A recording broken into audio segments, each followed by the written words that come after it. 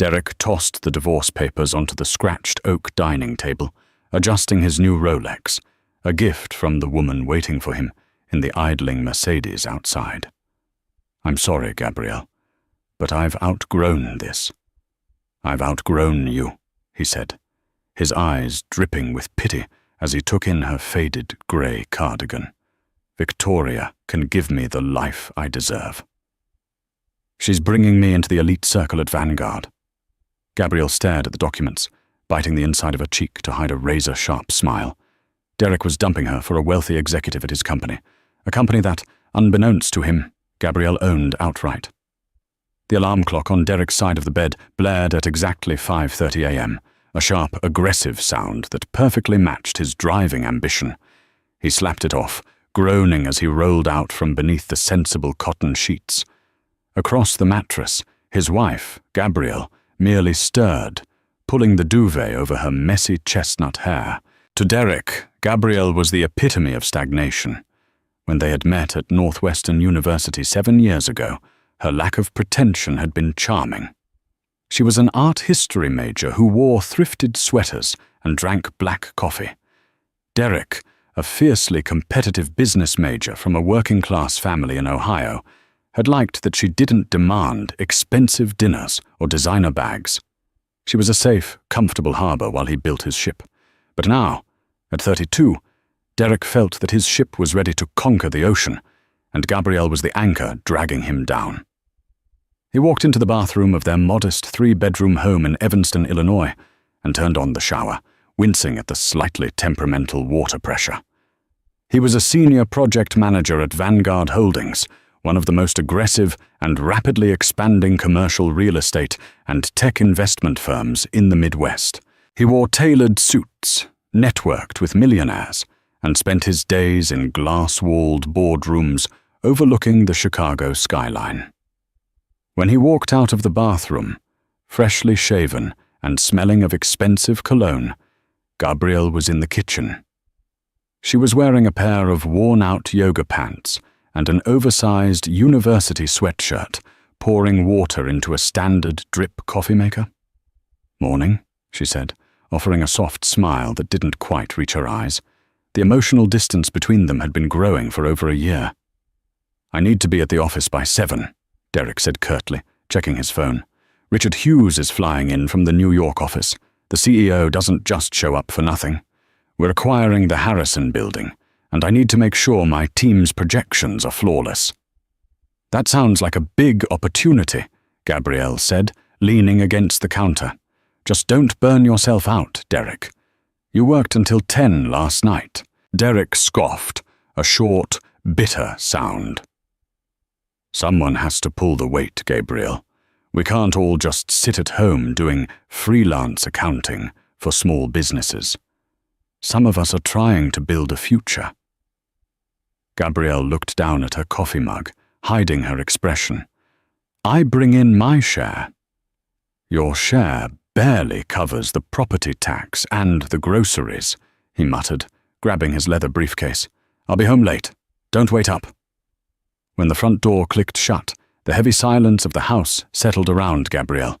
She waited exactly 2 minutes, watching from the window as Derek's Audi backed out of the driveway. As soon as his taillights disappeared around the corner, her entire demeanor shifted. The slumped, weary posture vanished. She walked into the spare bedroom, which Derek thought was just a cluttered storage space and occasional home office, and locked the door behind her. She opened her laptop, bypassed 3 levels of biometric security, and logged into a private server. Almost immediately, a video call notification popped up. She clicked Accept. The face of Richard Hughes, the 58-year-old CEO of Vanguard Holdings, filled the screen. He was sitting in the back of a black town car, navigating Chicago traffic. "Good morning, boss," Richard said, a wry smile lifting his mustache. "Morning, Richard," Gabrielle replied, her voice losing its soft, domestic lilt, replaced by a tone of absolute authority. "I assume you have the final draft of the Harrison acquisition contracts?" "I do. The board is ready to move forward, pending your final signature," Richard said.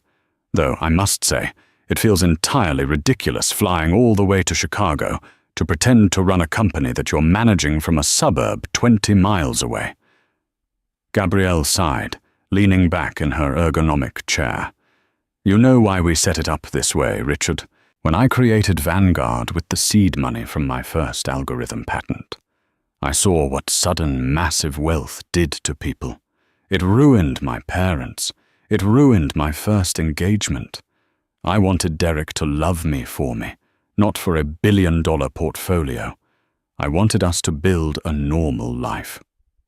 "And how is that normal life working out?" Richard asked gently. He knew about the marital strain. "He's frustrated," Gabrielle admitted, rubbing her temples. "He thinks I lack ambition. He thinks I'm dead weight." "The irony is staggering," Richard chuckled dryly. "He's a mid-level manager, breaking his back to climb a corporate ladder that you literally built. Have you considered just telling him? If he knew his wife was the majority shareholder and silent founder of Vanguard, he'd probably worship the ground you walk on." "That's exactly what I don't want," Gabrielle said firmly. "I don't want a husband who worships my bank account.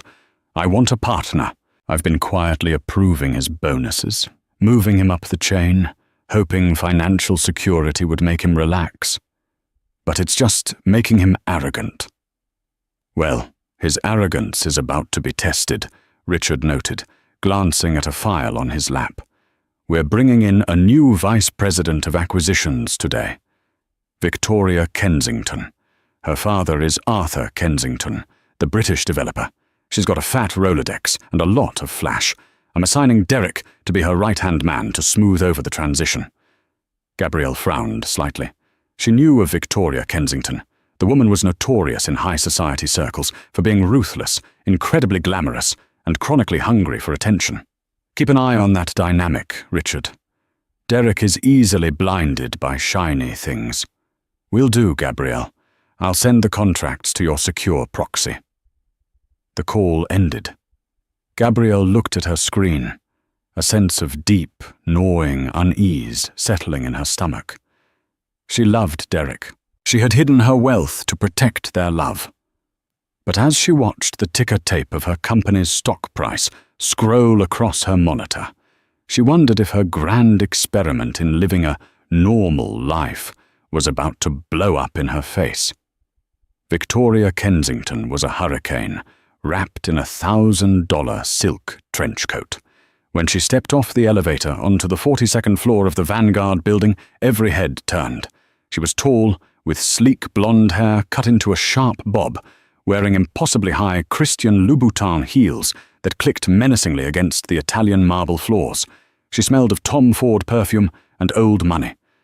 Derek was standing near the reception desk when she arrived. He felt a sudden electric jolt of adrenaline just looking at her. This was the kind of woman he had always imagined associating with when he dreamed of success. She didn't look like Evanston. She looked like Manhattan, Monaco, and Dubai. Richard Hughes stepped out of his corner office to greet her. "Victoria, welcome to Vanguard." "Richard," she purred, kissing him on both cheeks.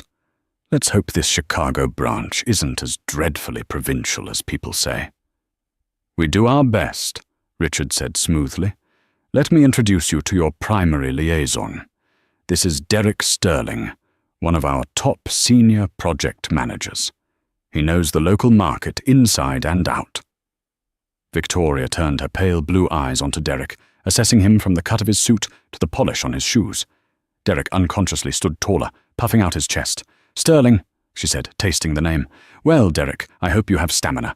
I don't work 9 to 5, and I don't tolerate mediocrity."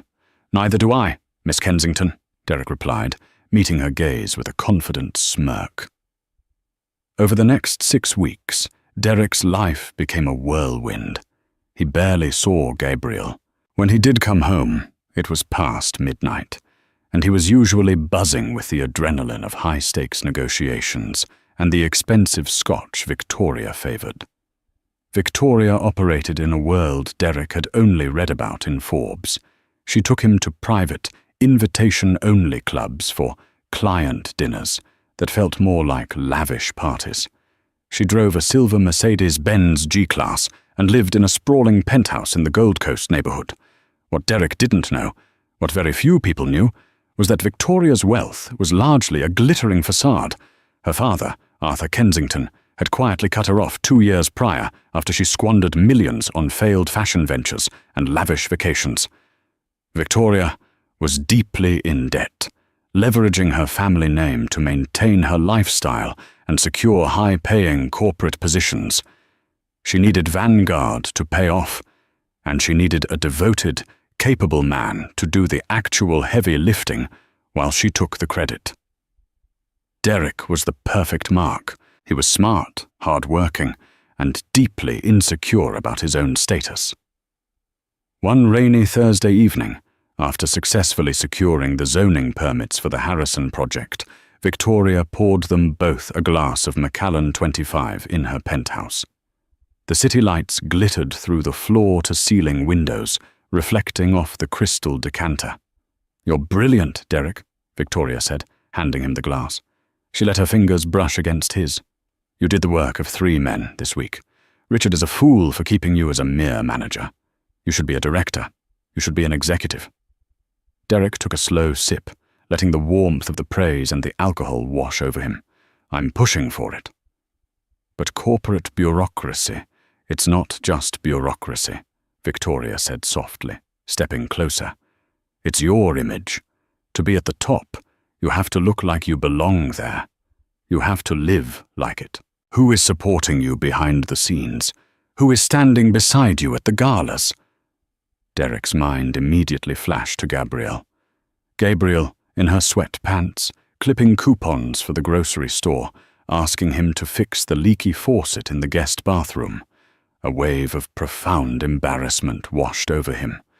"My wife," Derek said, the word tasting bitter in his mouth, "doesn't understand this world. She's simple. She's happy with mediocrity." "How tragic," Victoria whispered, reaching up to adjust the lapel of his suit. "A man with your potential, chained to an anchor. You need an equal, Derek. Someone who can match your drive, someone who can open doors for you." She leaned in, and Derek didn't pull away. The kiss was fueled by ambition, greed, and the intoxicating illusion of power. From that night on, the affair was a roaring fire. Derek justified it to himself with ruthless corporate logic. Gabrielle was a bad investment. He had outgrown her. Victoria was a merger, an acquisition of a better life. He started spending his weekends at Victoria's penthouse, telling Gabrielle he had out-of-state conferences. He started buying more expensive clothes, charging them to a secret credit card, desperate to keep up with Victoria's aesthetic. Meanwhile, back in Evanston, Gabrielle watched the data. Through Vanguard's internal systems, which she monitored daily, she saw the exorbitant expense reports Victoria and Derek were filing. She saw the late-night car services to Victoria's address. But more painfully, she felt the absolute death of her marriage. Derek no longer looked at her. When he spoke to her, it was with thinly veiled contempt. He treated their home like a cheap hotel he was forced to stay in. Gabrielle hired a private investigator just to be certain. The photographs arrived via encrypted email 3 days later. Derek and Victoria, holding hands at a Michelin-starred restaurant. Derek kissing Victoria outside her apartment building. Gabrielle sat in the dark glow of her monitors, looking at the images. She didn't cry. The tears had dried up weeks ago, replaced by a cold, calculating clarity. She had given Derek everything: a comfortable life, a secure job, quiet promotions, and her absolute loyalty. And he had thrown it away for the illusion of status. She picked up her phone and dialed her proxy. "Richard," Gabrielle said, her voice like cracking ice. "Gabrielle, I assume you've seen the reports?" "I've seen enough," she replied. "It's time to restructure. Let them think they're winning. Let Victoria push for his promotion. Give him enough rope, Richard." "And then?" Richard asked. "And then," Gabrielle said softly, looking at a framed photo of her and Derek from their college graduation, "I'm going to let him hang himself with it." 2 weeks later, Derek walked into the Evanston house on a Tuesday afternoon, He was wearing a brand-new Brioni suit, his hair perfectly styled. He had a manila folder in his hand. He found Gabrielle in the dining room, sorting through the mail, wearing that same faded cardigan he had come to violently despise. He took a deep breath, puffed out his chest, and threw the divorce papers onto the scratched oak table. "I'm sorry, Gabrielle, but I've outgrown this. I've outgrown you," Derek said, his voice rehearsed and devoid of genuine warmth. He tapped the thick manila envelope against the scratched oak table. "Victoria can give me the life I deserve. She's bringing me into the elite circle at Vanguard. We're moving in together." Gabrielle looked from the envelope to Derek's face. She didn't scream. She didn't throw the ceramic coffee mug resting near her hand. Instead, she felt a profound, chilling calm wash over her. The man standing before her, preening in a suit she had indirectly paid for, reeking of an affair, was a stranger. "Divorce," Gabrielle stated, her voice perfectly level. "Just like that." "It's for the best," Derek insisted, mistaking her shock for submission. He leaned forward, adopting a tone of patronizing sympathy. "Look, I had my lawyer draft this to be as fair as possible. You keep this house. It's paid off, so you won't have to worry about a mortgage. You keep your little freelance accounting business and whatever sits in your personal checking account. I keep my Vanguard stock options, my 401k, and my salary. We walk away clean." Derek held his breath. He had been terrified she would fight him for spousal support, given the massive disparity in their apparent incomes. He had hidden thousands of dollars in bonuses in a separate account, just in case. Gabrielle picked up the document. She skimmed the pages, her mathematically trained mind instantly processing the pitiful settlement he was offering. He was leaving her a $300,000 house in Evanston, while keeping his mid-six-figure corporate assets. It was greedy. It was insulting. It was absolutely perfect. "You want me to sign this right now?" she asked softly. "If you don't mind." "Victoria is waiting in the car," he said, glancing at his Rolex. "We have a dinner reservation at Alinea to celebrate. Richard hinted at my promotion today." Gabrielle reached for a cheap ballpoint pen sitting in a cracked mug on the table. Without another word, she flipped to the back page and signed her name with a sharp, decisive flourish. Derek blinked, momentarily stunned. He had expected tears, begging, or at least an argument. "That's it?" "That's it, Derek," Gabrielle said, sliding the papers back across the table. "You have exactly 20 minutes to pack your things. Anything left behind goes in the dumpster tomorrow." A flicker of irritation crossed his face. He hated when she gave him orders, but the victory was too sweet to jeopardize. He grabbed his pre-packed suitcases from the hallway closet, threw his keys on the counter, and walked out the door without looking back. When the silver Mercedes sped away, carrying her ex-husband into his self-made delusion, Gabrielle pulled out her phone. "Richard," she said when the proxy CEO answered, "the papers are signed. He's gone." "Are you all right, Gabrielle?" Richard asked, his tone softening with paternal concern. "I'm perfectly fine. In fact, I feel lighter than I have in years," she replied, walking into the kitchen to pour her cold coffee down the sink. "Let's proceed with phase 2. Give Derek the promotion. Make him director of Midwest Acquisitions. But structure his new contract carefully.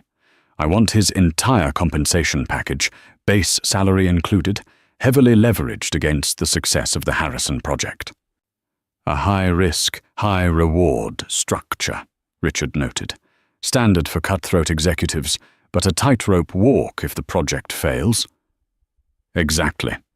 And make sure Victoria Kensington remains his direct co-lead on Harrison. Let's see how well his new partner handles the pressure." Across town, Derek was uncorking a bottle of Dom Perignon in Victoria's sprawling Gold Coast penthouse. The city lights glittered below them, a sea of diamonds that Derek finally felt he owned. "To the new director," Victoria toasted, clinking her crystal flute against his. She was wearing a sheer silk robe, her blonde hair perfectly tousled. "I told you, darling, you just needed a woman who understood your trajectory."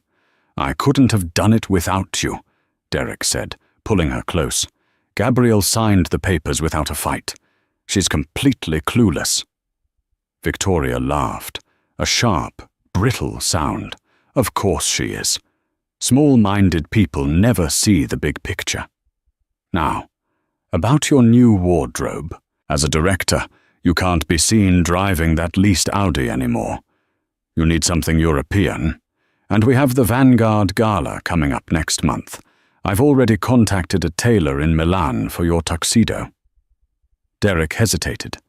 His new salary was substantial, but his bank accounts were currently drained from the secret spending he'd done to court Victoria over the last 2 months.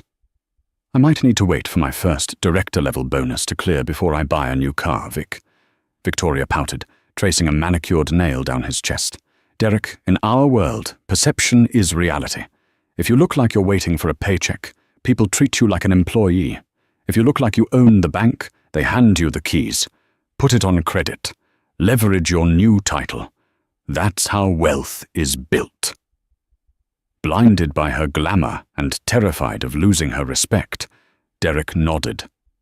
The next day, he financed a matte black Porsche Panamera at an extortionate interest rate.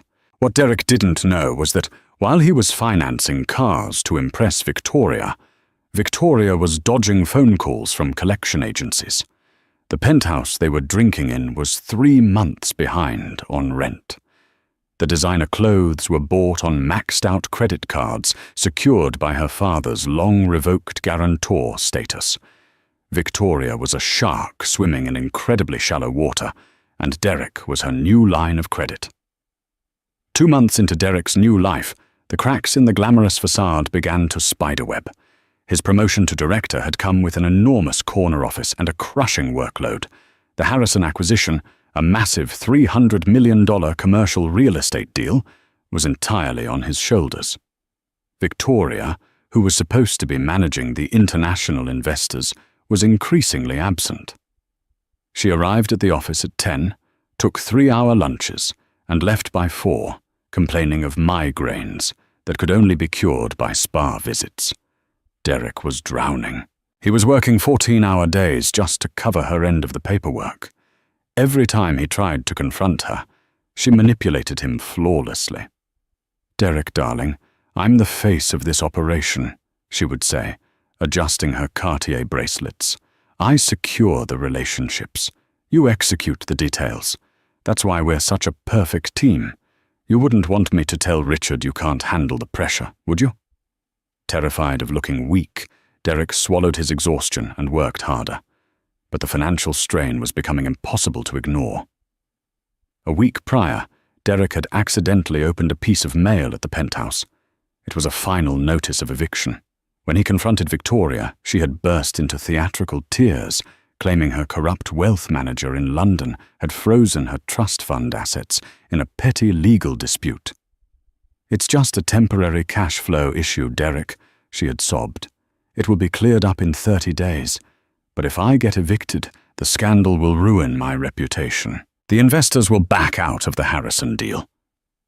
Panicked at the thought of his flagship project collapsing, Derek had done the unthinkable. He had gone to a private, high-interest lender and taken out a $150,000 personal bridge loan, using his Vanguard stock options and his new contract as collateral. He paid her rent arrears and her outstanding credit card bills, convincing himself it was an investment in their future. He was entirely financially overextended. If the Harrison project failed, his contract stipulated he would forfeit his bonuses and face immediate termination with cause. He would lose everything. Meanwhile, Gabrielle was meticulously pulling the strings. She sat in her new, highly secured home office in Evanston, reviewing the data feeds. She saw the massive personal loan Derek had taken out. She saw the disastrously disorganized state of Victoria's investor portfolios. It was time to pull the trigger. She dialed Richard. "Good morning, Richard. How is our star director holding up?"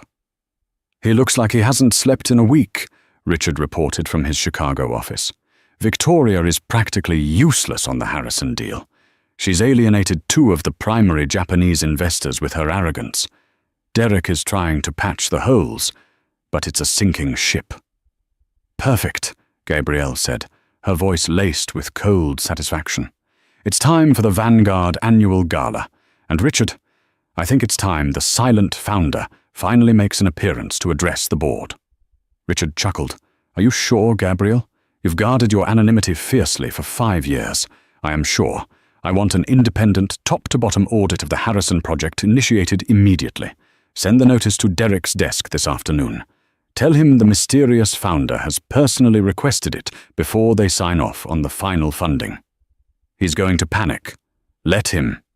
At 3 p.m. that afternoon, Derek was on his 4th espresso, aggressively typing an email to a furious investor, when his office door swung open. Richard Hughes walked in, his expression grim. He dropped a thick red folder on Derek's desk. What's this? Derek asked, his heart rate spiking. A direct order from the top, Richard said quietly. The silent founder is coming to the gala this Saturday. They are personally stepping out of the shadows, and before they do, they've ordered an immediate forensic audit of the Harrison acquisition. All the blood drained from Derek's face.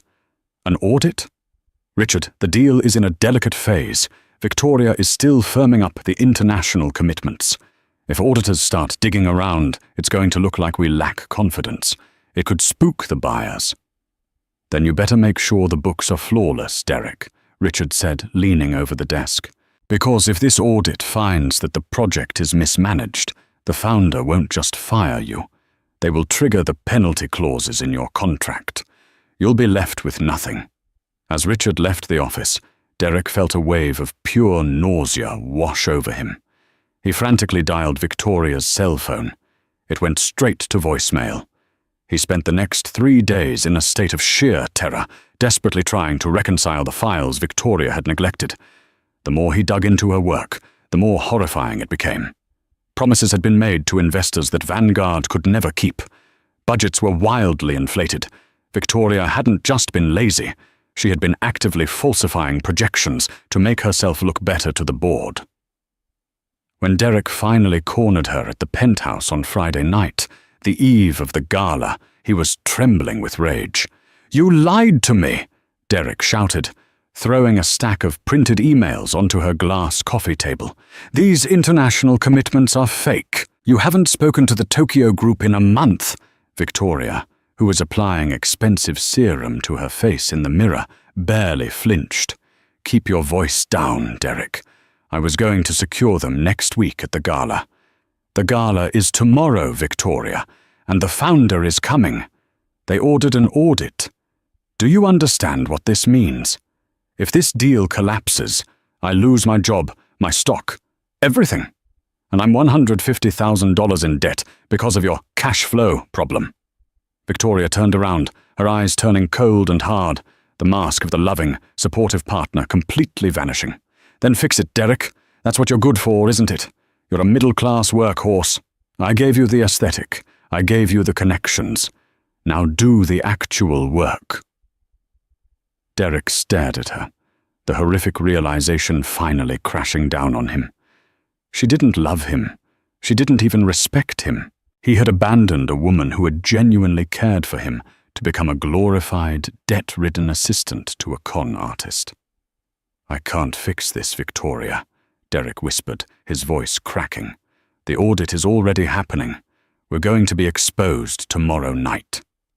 Victoria sneered, turning back to the mirror. "Speak for yourself. My father knows half the board. I'll simply tell them you mismanaged the funds without my knowledge. You're the director, darling. The liability stops with you." Derek stumbled back, feeling like he had been punched in the stomach. He walked out of the penthouse, the silence of the elevator ride down to the lobby echoing along the total destruction of his life. He had traded everything for a shiny illusion, and now the bill was due. And tomorrow night at the gala, he would finally have to face the mysterious founder whose money he had wasted. The grand ballroom of the Drake Hotel smelled of white truffles, expensive orchids, and cold, hard capital. Waiters in starched white uniforms weaved through the crowd of Chicago's elite, carrying silver trays of caviar blinis and vintage champagne. Crystal chandeliers the size of small cars cast a glittering light over the attendees, illuminating a sea of Armani tuxedos and couture gowns. Derek stood near a towering ice sculpture, feeling like he was going to vomit. He was wearing the custom Milanese tuxedo Victoria had demanded he buy, putting another $8,000 on his already groaning credit cards. Underneath the finely spun Italian wool, he was sweating profusely. His heart hammered a frantic, irregular rhythm against his ribs. The forensic audit of the Harrison acquisition had concluded at 5 p.m. that afternoon. The lead auditor from Ernst & Young had walked out of the Vanguard offices without saying a single word to him, carrying a locked briefcase. Victoria was 10 feet away, holding court with 2 senior partners from Goldman Sachs. She wore a stunning, backless silver gown, laughing brightly and touching the arm of the older partner. She had completely frozen Derek out since their argument the night before. Whenever he tried to approach her, she turned her shoulder, effectively rendering him invisible. She was already positioning herself for survival, ready to detach from him the moment the axe fell. "Nervous, Derek?" a smooth voice asked. Derek jumped, spilling a drop of his martini onto his cuff. Richard Hughes was standing beside him, nursing a glass of sparkling water.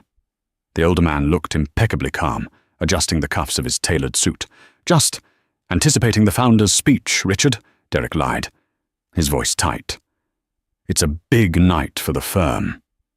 "A monumental night," Richard agreed, a strange, knowing smile playing on his lips. The board has been practically vibrating with curiosity. It's not every day a shadow billionaire decides to step into the light, especially one who just ordered a top-to-bottom scrub of our flagship acquisition. Derek swallowed hard, his throat dry. "Did the auditors give you any preliminary findings?" "Oh, they gave me the final report an hour ago," Richard said casually, though his eyes were sharp. "I handed it directly to the founder. Let's just say, the numbers on the international commitments were illuminating." Before Derek could ask another panicked question, the jazz band abruptly stopped playing. The low hum of 100 overlapping conversations faded into an expectant silence as the ballroom lights dimmed. A single spotlight snapped on, illuminating the heavy mahogany podium at the front of the stage. Richard patted Derek's shoulder, a gesture that felt more like a priest administering last rites, and walked up the short flight of stairs to the microphone. "Ladies and gentlemen, esteemed partners, and friends of Vanguard Holdings," Richard began, his voice echoing through the cavernous room. "For 5 years, this company has operated on a simple principle: ruthless efficiency paired with quiet innovation. We have disrupted the commercial real estate market and cornered the tech investment sector in the Midwest. But the architect of that success has always chosen to lead from the background. The crowd was dead silent. Derek felt a bead of sweat roll down his spine. "Tonight," Richard continued, "that changes. The visionary who wrote the core algorithms that built our fortune, the majority shareholder, and the true CEO of Vanguard Holdings, has decided it is time to personally address the future of this firm. Please welcome her to the stage." "Her," a murmur rippled through the crowd. Derek blinked, mildly surprised. He had always assumed the founder was a reclusive tech bro or an eccentric older tycoon. The heavy velvet curtains behind the podium parted. The spotlight shifted, catching the unmistakable glint of a blinding, multi-carat diamond necklace. A woman stepped out from the shadows. She was wearing a breathtaking, sleek, emerald green Alexander McQueen gown that hugged her figure perfectly. Her chestnut hair, usually pulled back in a messy bun, was styled in cascading, glossy waves. Her posture was flawless, radiating an aura of absolute, terrifying power. She stepped up to the microphone, her sharp, intelligent eyes scanning the crowd. Derek's breath caught in his throat, his brain short-circuited. He blinked once, twice, violently rubbing his eyes, completely disregarding the expensive tuxedo sleeve. It couldn't be. The lighting was playing tricks on him. He was hallucinating from the stress. But as she leaned into the microphone, a cool, familiar smile touched her lips. "Good evening," Gabrielle said. The voice was the same one that used to ask him to take out the trash in Evanston. It was the same voice he had dismissed as simple, uninspired, and stagnant just 3 months ago. Only now it echoed with the authority of a billionaire. Derek staggered backward, his heel catching the edge of the ice sculpture's base. He gripped a cocktail table to keep from collapsing. His vision tunneled. Gabrielle, his ex-wife. The woman he had dumped for a rich executive. The woman he had left with nothing but a modest suburban house. She was the founder of Vanguard. She owned the company. She owned him. Across the room, Victoria stopped laughing. Her pale blue eyes widened in shock as she stared at the stage, then her gaze whipped toward Derek, her face draining of all color. "For years," Gabrielle's voice rang out, clear and steady, "I believed that the strength of Vanguard lay in its anonymity. But recent internal developments have reminded me that leadership requires visibility. It requires accountability. Over the past few months, we have engaged in a massive undertaking, the Harrison acquisition." Derek felt his chest constrict. He couldn't breathe. "However," Gabrielle continued, her eyes locking directly onto Derek across the sprawling ballroom. Her gaze was like a sniper's laser. "An enterprise is only as strong as its weakest link, and when ambition outpaces integrity, the entire structure is compromised. The forensic audit of the Harrison project concluded today, and the results are unacceptable." The ballroom erupted into shocked whispers. A public execution was happening, and nobody knew who was on the chopping block, except Derek. "Richard," Gabrielle said, turning slightly, "please ensure the board receives the physical copies of the audit.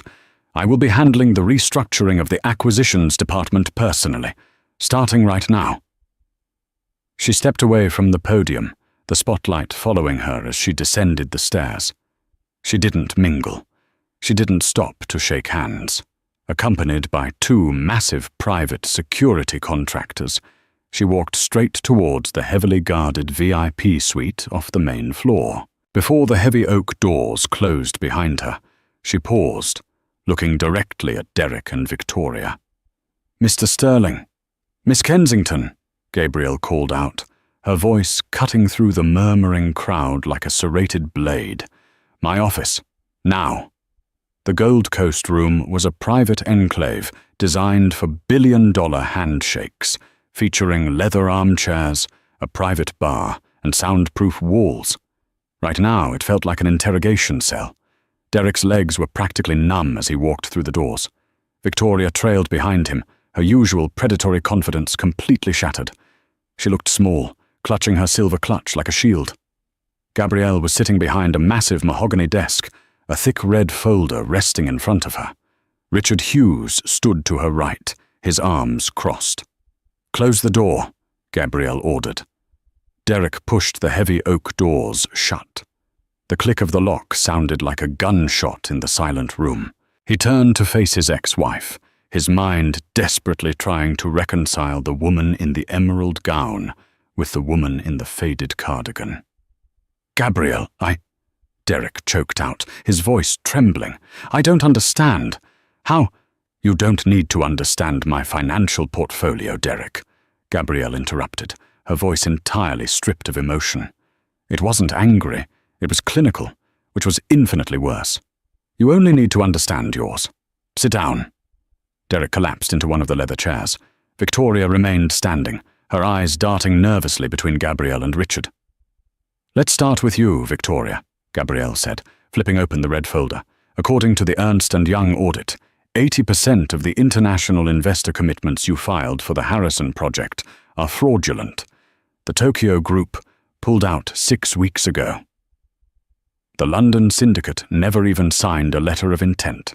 You fabricated emails and forged digital signatures to inflate your progress reports." Victoria's face flushed an ugly shade of red. "That is a lie. I have been working tirelessly. Save the performance," Gabrielle snapped, pulling out a secondary file. "I know about the $150,000 you owe to creditors. I know your father, Arthur, formally severed your trust fund 2 years ago, I know you're currently facing eviction from your Gold Coast penthouse. You aren't a high-powered executive, Victoria. You're a high-end grifter." Victoria opened her mouth to argue, but no words came out. The absolute certainty in Gabrielle Taylor's eyes demolished whatever lies she had prepared. "You targeted my company for a quick payday," Gabrielle continued relentlessly. "And when you realized you couldn't actually do the work required, you targeted an insecure, easily manipulated middle manager to do it for you." Gabrielle slowly turned her gaze to Derek. "Isn't that right, Derek?" Derek flinched as if he had been struck. "Gabrielle, please. She manipulated me. She lied to me about everything. I thought we were building a future. Gabrielle let out a short, hollow laugh. "You traded a loyal wife and a secure life for a woman who used you as a human credit card. Did you really think you earned that director position because of your stellar performance? I handed it to you. I gave you the title, the contract, and enough rope to hang yourself, and you sprinted towards the gallows." Derek stared at her, the horrific pieces falling into place. You knew. You gave me the promotion, knowing I would fail." "I gave you exactly what you asked for," Gabrielle corrected coldly. "You wanted to be in the elite circle. You wanted high stakes. The contract you signed stated that if the Harrison project failed due to gross negligence, you would forfeit all Vanguard stock, your bonuses, and face immediate termination with cause, which means you leave this company with absolutely nothing." "You can't do this," Derek pleaded, tears of genuine panic welling in his eyes. He lunged forward, grabbing the edge of her desk. "Gabrielle, I'm $150,000 in debt. I took out a bridge loan against my stock to pay her rent. I financed a Porsche. If you fire me, I'm bankrupt. I'll lose everything." Gabrielle looked down at his white-knuckled hands gripping her desk, then back up to his desperate, tear-streaked face. There was a time, not so long ago, when seeing him cry would have broken her heart. Now she felt absolutely nothing. "You already threw everything away, Derek," she said softly. "You threw it away on our dining room table for a woman who doesn't even have her own bank account." Gabrielle looked up at Richard. "Call security. Have Miss Kensington escorted from the premises immediately. Our legal department will be filing civil charges against her for corporate fraud and forgery on Monday." Victoria let out a sharp gasp. "You can't prove I forged those documents. I literally wrote the security algorithms for our server network. Victoria," Gabrielle said deadpan. "I have the IP logs of every keystroke you made. Get out of my building." Two towering security guards immediately stepped into the room. Victoria, realizing the game was entirely up, didn't fight. She shot one last venomous look at Derek, the mark who had failed her, and marched out the door, her heels clicking a desperate retreat. Derek was left alone with Gabrielle and Richard. He slid off the chair, sinking to his knees on the plush carpet. "Gabrielle, I'm begging you," Derek sobbed, all of his arrogant pride evaporating. "I made a mistake. A horrible, stupid mistake. I was blinded by the money, by the lifestyle. But I loved you. I still love you. We can fix this. I'll do whatever it takes. I'll step down to a junior role. Just don't destroy me." Gabrielle stood up. She walked around the mahogany desk and looked down at the man who had been her husband. He looked pathetic, kneeling in his expensive, unpaid-for tuxedo, begging the woman he had discarded for mercy. "You didn't love me, Derek. You loved what I provided. And when you thought someone else could provide more, you threw me away like garbage," Gabrielle said, her voice dropping to a harsh whisper. "You wanted a rich woman. Congratulations. You found one. She was just sitting right in front of you the whole time." Gabrielle turned her back on him, walking towards the private exit that led to the upper executive suites.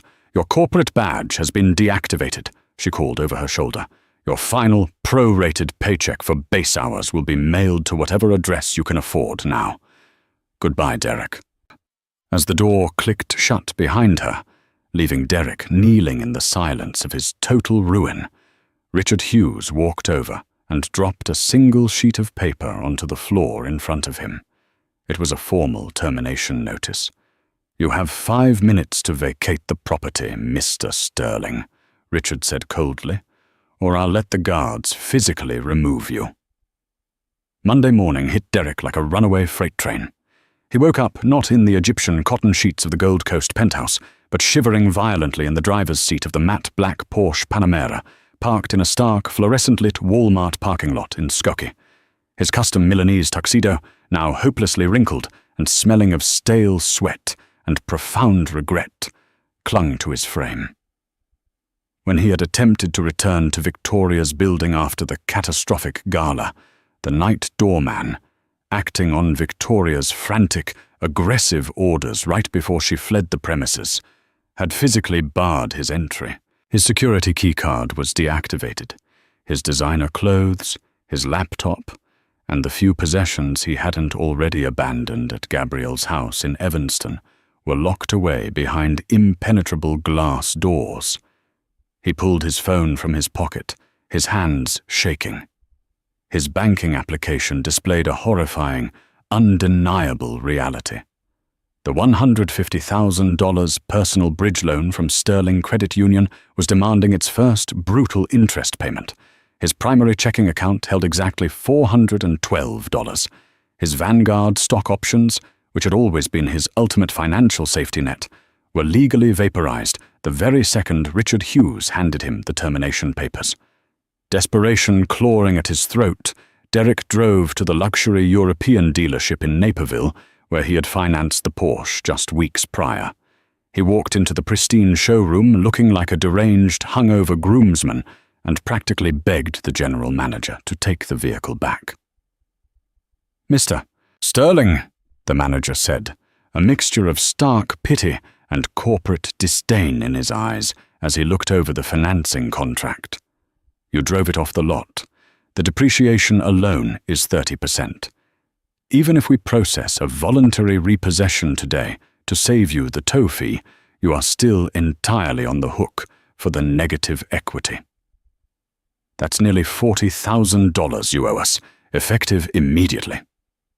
Derek stumbled out of the dealership, leaving the heavy key fob on the manager's immaculate desk. He had no car, he had no job, he had a mountain of toxic debt that was mathematically impossible to climb without a massive 6-figure salary. He tried to call Victoria. The number was permanently disconnected. Through frantic, humiliating searches on LinkedIn and social media, he eventually uncovered the grim truth from a mutual acquaintance at Goldman Sachs. Victoria Kensington had fled Chicago entirely on Sunday morning. She had boarded a first-class flight to London, dodging the impending civil fraud charges Gabrielle had promised, leaving the eviction notice, the damaged penthouse, and Derek entirely behind. She was a ghost, and Derek was the corpse she had left in her wake. By Wednesday, Derek's reality had completely and utterly collapsed. He moved into a dingy $60 a night motel off Interstate 290. He spent his days sitting on a stained, sagging mattress, scrolling through corporate job boards. But the commercial real estate world in Chicago was an incredibly tight-knit community. Word of his catastrophic failure at Vanguard Holdings, his deep involvement in the fraudulent Harrison acquisition, and his brutal public firing had spread like wildfire. He wasn't just unemployed, he was radioactive. Elite recruiters stopped returning his calls. Former colleagues blocked his number entirely. To simply survive, Derek had to swallow every single ounce of the arrogance that had once defined him. The man who had sneered at Gabrielle's freelance accounting, who had worn imported suits and drank Macallan 25, was now standing in line at a temp agency in the pouring rain. His first assignment was a graveyard shift data entry position for a mid-level logistics firm in the deep suburbs, a job that paid less in a week than what he used to spend on a single dinner date with Victoria. Every time he looked at his meager paycheck, a massive portion was immediately garnished to satisfy the aggressive collection agencies hunting him down for the bridge loan and the luxury credit cards. He was trapped in a financial prison of his own meticulous design. Every late-night shift, every instant ramen dinner was a brutal, agonizing reminder of the warm, comfortable home he had thrown away. He had wanted the elite circle, and he had gotten it, only to be chewed up and spat out by a game he never truly understood. Across the city, in the soaring, sunlit glass towers of Vanguard Holdings, the atmosphere had fundamentally shifted. The Phantom founder was a phantom no more. Gabrielle sat at the head of the massive, granite-topped conference table in the executive boardroom. She was no longer wearing the faded cardigans and yoga pants that Derek had so thoroughly despised. She wore a sharp, tailored navy blue blazer from Chanel and a crisp white silk blouse. Her presence commanded the room not through volume, but through absolute, unquestionable competence. Richard Hughes sat to her right, presenting the restructured financial projections for the upcoming quarter. With the Harrison deal officially scrapped and the fraudulent international commitments purged from our ledgers, Richard explained to the newly assembled board of directors, "Our liquidity has actually improved. We dodged a $300 million bullet." "We didn't just dodge it, Richard. We dismantled the gun," Gabrielle said calmly, her sharp eyes scanning the room. "Vanguard will no longer tolerate the kind of superficial, aggressive expansion that invites parasites like Victoria Kensington into our ecosystem. From now on, our acquisitions will be grounded in verified data, not cocktail party promises. I built this company on solid mathematics. We are returning to those roots." The board members nodded in unison. There was a palpable sense of profound relief and deep respect in the room. The transition from a silent, coding genius to a highly visible, commanding CEO had been seamless. Gabrielle wasn't just a figurehead. She was a force of nature. After the meeting adjourned, Gabrielle walked back to her corner office. It was the very same office Derek had briefly occupied, now entirely stripped of his pretentious modern art, and replaced with her own minimalist, highly functional decor. She stood by the floor-to-ceiling windows, looking out over the sprawling Chicago skyline. The city looked entirely different to her now. It wasn't a place she needed to hide from to protect a fragile, insecure marriage. It was a city she helped shape and build. Her encrypted phone buzzed on the desk. It was an email from her elite legal team. The divorce proceedings were officially finalized. Derek had not contested a single clause. He couldn't afford a lawyer even if he wanted to. The house in Evanston was entirely hers, free and clear. Gabrielle took a deep, steadying breath, feeling a profound sense of closure wash over her. She had spent years intentionally dimming her own light, hiding her brilliance and her massive wealth, all in a desperate, misguided attempt to be loved for who she was, rather than what she had. Derek's ultimate betrayal had been the most painful experience of her life, but it had also been the exact catalyst she needed. He had violently cured her of the illusion that she needed to be small to be happy. She picked up a tablet and began reviewing a new high-stakes tech startup portfolio. She didn't feel bitter. She didn't feel angry. She just felt utterly, beautifully free. In the end, Derek Sterling learned the hardest and most unforgiving lesson of all. True wealth is never measured by the logo on your watch, the price of your suit, or the address on your lease. He traded a loyal, brilliant partner for a hollow, expensive illusion and lost absolutely everything in the process. His blind ambition and arrogance left him bankrupt and alone. Gabrielle, on the other hand, finally stepped out of her own shadow. By releasing the dead weight of a man who could not appreciate her true value, she stepped into her power, claiming both her massive company and her personal freedom. This story serves as a stark reminder that the grass is rarely greener on the other side. Often, it's just painted with a toxic, expensive veneer. Thank you for listening, and remember to look closely at the people who stand by you before you chase a glittering mirage.